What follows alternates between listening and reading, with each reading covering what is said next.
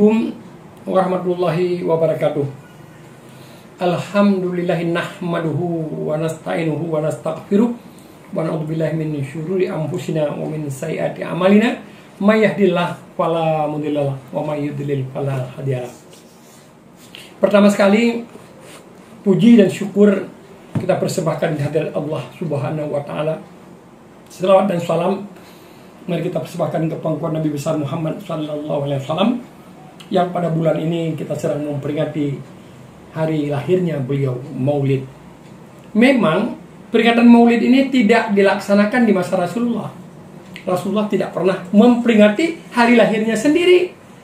Para sahabat juga nggak ada. Tapi kita sebagai umat beliau yang mencintai beliau harus kita memperingati Maulid. Yang bertanya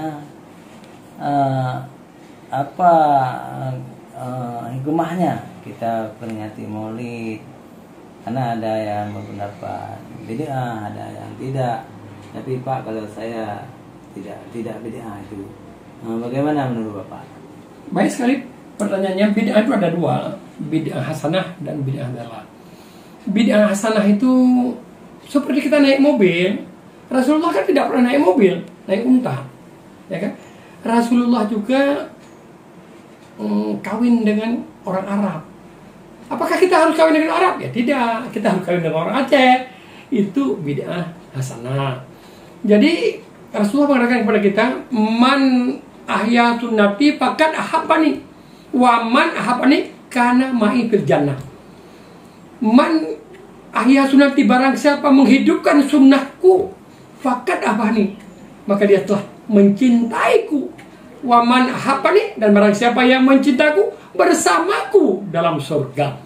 Maka kita memperingati Maulid ini dalam rangka mencintai Rasulullah, sehingga kita nanti bersama Rasulullah dalam surga. Apalagi Rasulullah mengatakan, barang siapa yang berselawat kepadaku sekali, maka Allah akan berselawat kepadanya. Ayat Al-Quran kan jelas dikatakan bahwa kita disuruh berselawat kepada Rasulullah. Allah berselawat, Allah dan malaikat berselawat kepada Rasulullah, dan kepada kita juga disuruh berselawat.